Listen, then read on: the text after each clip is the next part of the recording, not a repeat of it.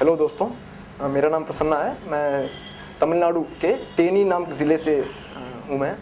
मैंने 2009 के civil service exam को क्लियर किया है और मेरा ऑल इंडिया रैंक है 182 और ये मेरा प्रथम अभ्यास था। ये मेरा पहला अटेम्प्ट था और सिर्फ मैं ही नहीं, इस वर्ष के topper first rank doctor Faisal Shah और थर्ड रैंकर मिस ईवा सहाय, सबका ये पहला अटेम्प्ट था।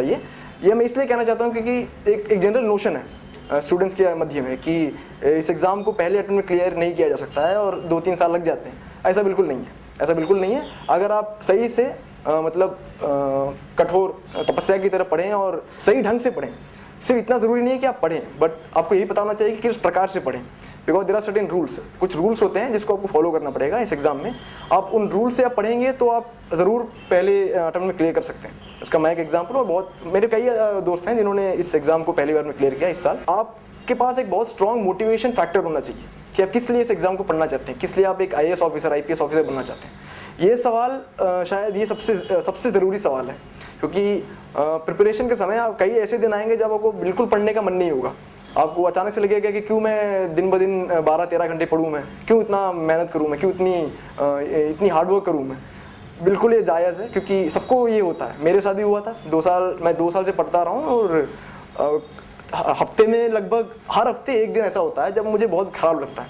अचानक से मेरा मोटिवेशन लेवल ड्रॉप हो जाता है। मैं अपने आप सवाल करने लगता हूँ कि क्यों मैं पढूं, कि मैं देश को आगे ले जाना चाहता हूँ। मैं I want to bring some change and I want to be part of the change. मैं अपने देश के 60 करोड़, शायद उससे भी ज़्यादा गरीब लोगों के लिए कुछ करना चाहता हूँ। This for example. I mean ये जवाब मैंने उस सवाल का ये जवाब दिया था और ये मुझे हमेशा मोटिवेट करता रहा था।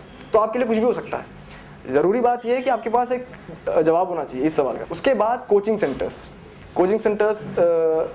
फॉर एग्जाम्पल, कई लोग सोचते हैं कि बिना कोचिंग सेंटर्स के क्लियर नहीं किया जा सकता है। ये गलत है। बिना कोचिंग सेंटर्स के भी क्लियर किया जा सकता है, लेकिन कोचिंग सेंटर्स आप कोचिंग लेते हैं तो आपका काम आसान कर देता है। आसान इस प्रकार से वो आपको मटेरियल देता है, आपका प्रिपरेशन मोर ऑर्गेनाइज्ड हो जाता है, मोर सिस्टमिक हो जाता है with the help of coaching centres. तो उस प्रकार से कोचिंग सेंटर्स बहुत जरूरी थे। मैंने कोचिंग लिया था। मैंने दिल्ली के वाजीराम एंड रवि इंस्टीट्यूट से अपना पब्लिक एडमिनिस्ट्रेशन, जो कि मेरा फर्स्ट ऑप्शनल है, और मैंने जनरल स्टडीज़ किया था। और मेरा सेकंड ऑप्शनल ज्योग्राफी, मैंने डायरेक्शंस मिस नीतू सिंह दिल्ली, वहाँ से मैंने अपना कोचिंग किया था और बहुत हेल्पफुल रहा था मेरे लिए। मैंने उनसे बहुत कुछ सीखा और मेरे सक्सेस में उनका बहुत बड़ा हाथ है। उसके बाद मैंने अपने इंटरव्यू कोचिंग चेन्नई के मनिधनेयम, एक तमिल शब्द है, इसका हिंदी में इसका मतलब है मानवता, ह्यूमैनिटी, यहाँ से मैंने किया था। यहाँ पर उनको तीनों जगह पे, दिल्ली में और चेन्नई में, कोचिंग सेंटर्स ने मुझे बहुत सहायता की। लेकिन मैं आपको ये भी कहना चाहता हूँ कि कोचिंग सेंटर्स का काम सिर्फ इतना होता है कि वो आपका काम और सरल कर देते हैं।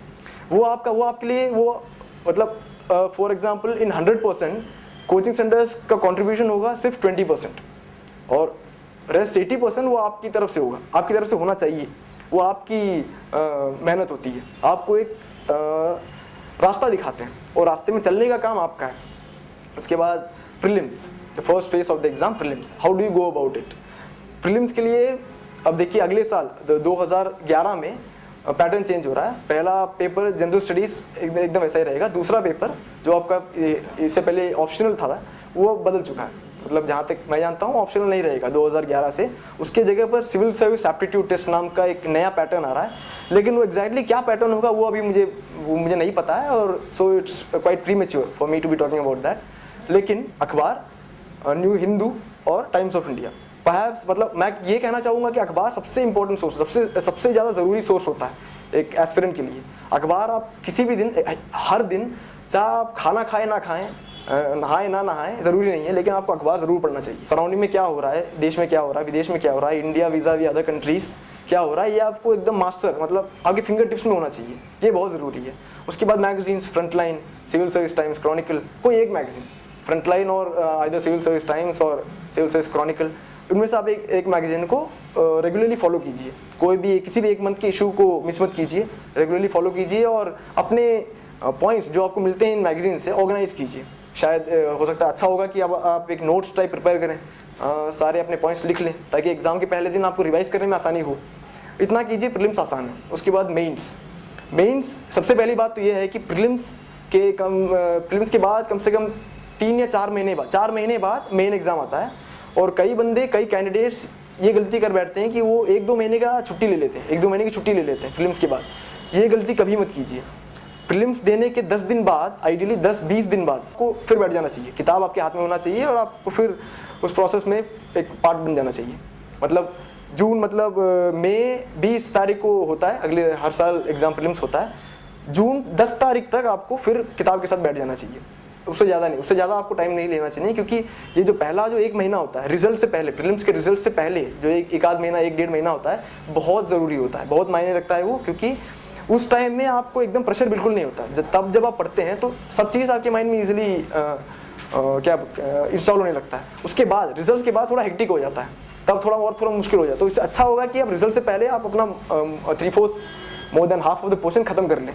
तो ये गलती मत कीजिए, तुरंत बैठ जाइए। और मेन में सबसे ज़रूरी बात यह है कि आपको आंसर राइटिंग प्रैक्टिस चाहिए। बहुत बंदे ये समझते हैं कि सिर्फ आप 10-20 किताबें पढ़ लो हर एक टॉपिक में, ख़त्म हो गया।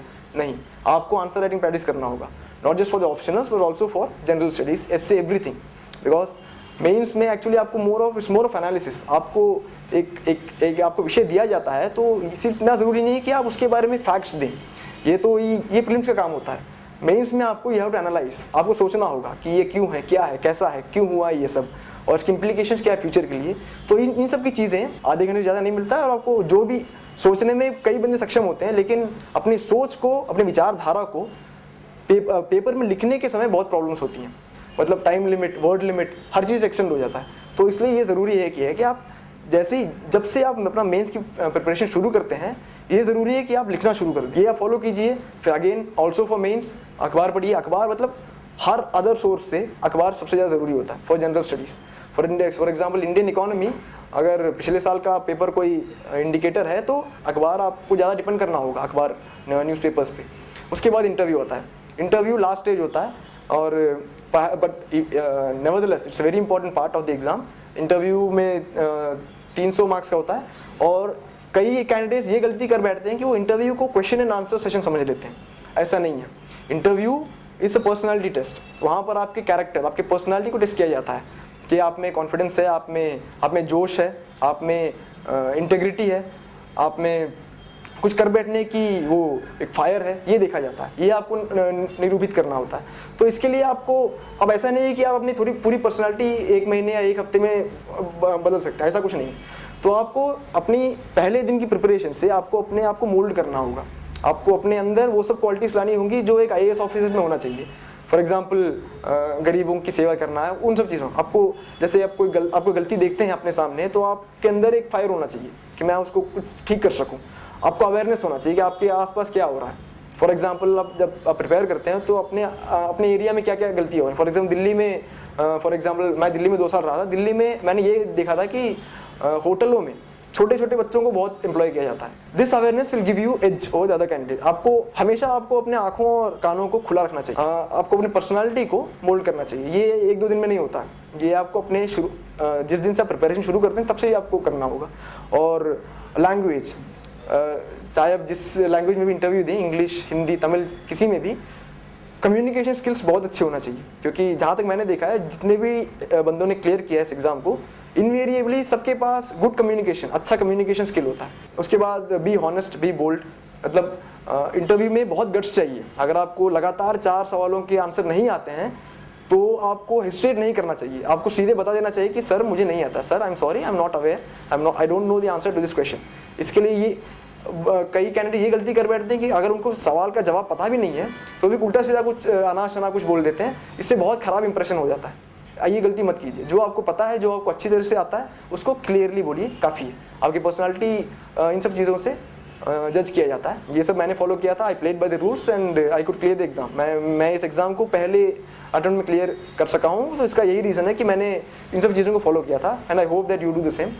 मेरी शुभकामनाएं आपके साथ हैं। मैं चाहता हूँ कि आप सब अगले साल क्लियर करें और be part of my service. And I hope you join me in our endeavour. Jai Hind.